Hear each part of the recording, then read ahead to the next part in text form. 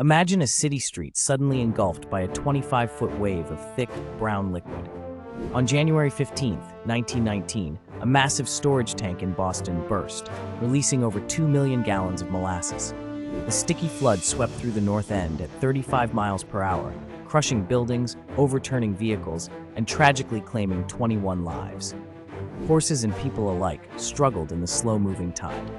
The cleanup took months, and for years after, locals claimed they could still smell the sweetness on hot days.